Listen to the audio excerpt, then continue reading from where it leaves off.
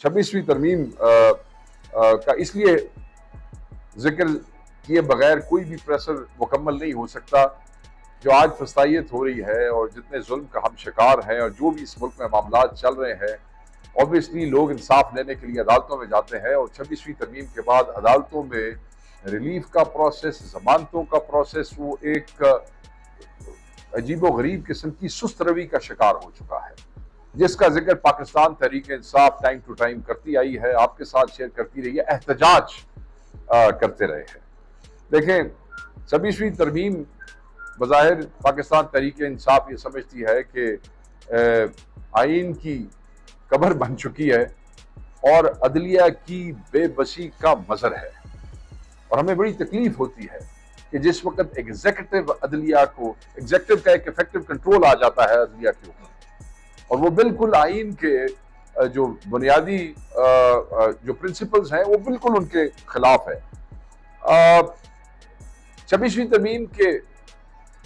پاس ہونے کے بعد اس کے تحت جو ججوں کے تقرری کے فیصلے ہیں، وہ ججوں کی تقرری نہیں ہے، وہ تو بظاہر ایسے معلوم ہوتا ہے، بلکہ اب تو ہمیں یہ فیل ہوتا ہے کہ جیسے وہ انصاف کی چوری ہو رہی ہے. آپ یہ دیکھیں کہ ہمیں عمران خان صاحب کے کیس کی تاریخ لگوانے کے لیے احتجاج کرنا پڑا اسلام آباد میں. پاکستان کی پارلیمنٹ کی، پاکستان کے چاروں صوبوں کے اندر جو ہمارے ایک تو پارلیمنٹیرینز جو نیشنل اسمبلی کے ممبر تھے، سینیٹرز، پروونشل اسمبلی پنجاب کے لوگ، جو پہلا احتجاج تھا اس میں پھر خیبر پختونخوا سے، ایون سندھ سے ہمارے لوگ جو ہے وہ کس بات کا احتجاج کر رہے تھے ہائی کورٹ کے سامنے؟ وہ اس بات کا احتجاج کر رہے تھے کہ جناب آپ تاریخ دیں، justice delayed is justice denied, آپ ہمیں سنیں. اس دن وعدہ کیا گیا اور پھر وہ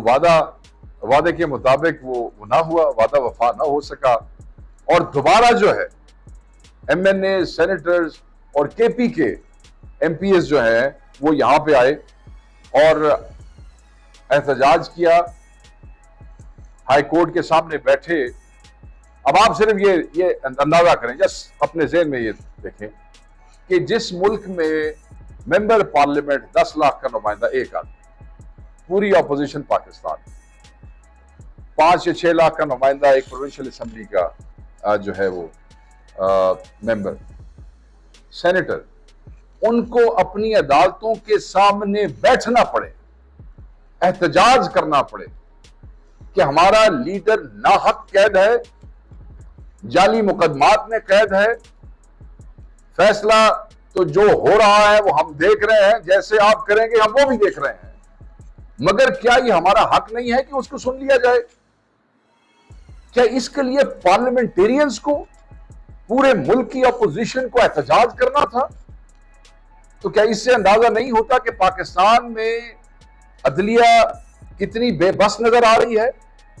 کیا اس سے یہ اندازہ نہیں ہوتا کہ اس وقت انصاف کی فراہمی اور عدلیہ کی آزادی کی بیسیکلی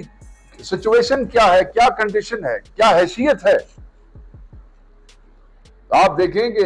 انٹرنیشنل میڈیا میں لوگ یہ اس پہ کیا لکھ رہے ہیں کہ جس ملک میں صرف پیشی لگوانے کے لیے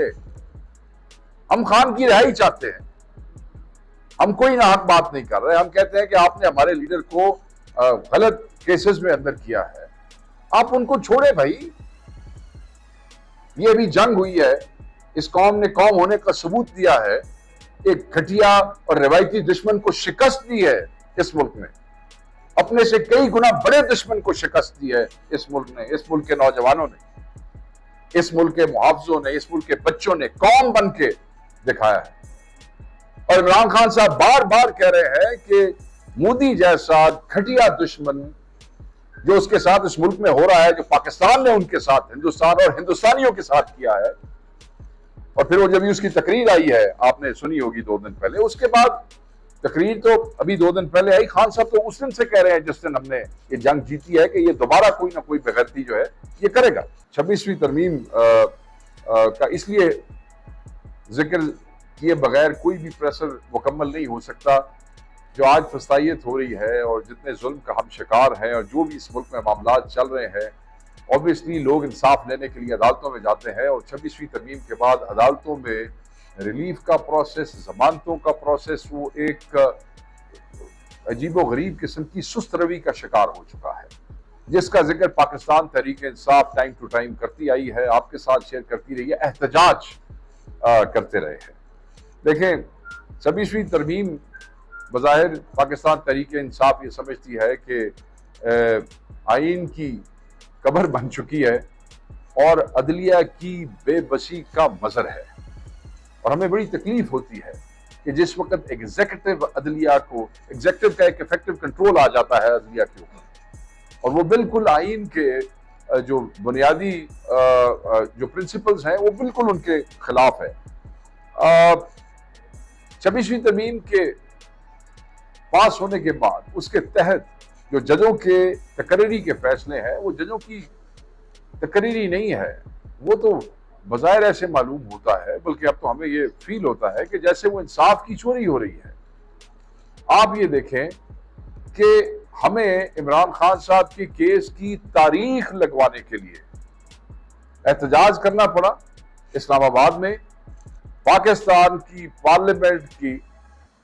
پاکستان کے چاروں صوبوں کے اندر جو ہمارے ایک تو پارلیمنٹیرینز جو نیشنل اسمبلی کے ممبر تھے، سینیٹرز، پروونشل اسمبلی پنجاب کے لوگ، جو پہلا احتجاج تھا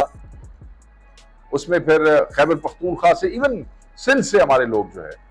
وہ کس بات کا احتجاج کر رہے تھے ہائی کورٹ کے سامنے؟ وہ اس بات کا احتجاج کر رہے تھے کہ جناب آپ تاریخ دیں، justice delayed is justice denied, آپ ہمیں سنیں۔ اس دن وعدہ کیا گیا اور پھر وہ وعدے کے مطابق وہ نہ ہوا، وعدہ وفا نہ ہو سکا،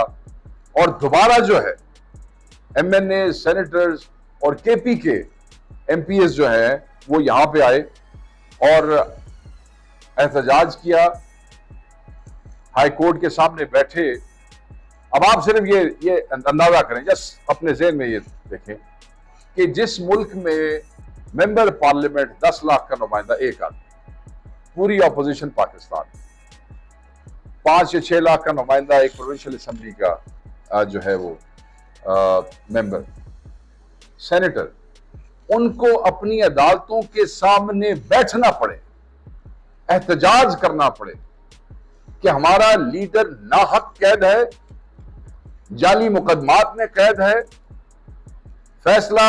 تو جو ہو رہا ہے وہ ہم دیکھ رہے ہیں، جیسے آپ کریں گے ہم وہ بھی دیکھ رہے ہیں،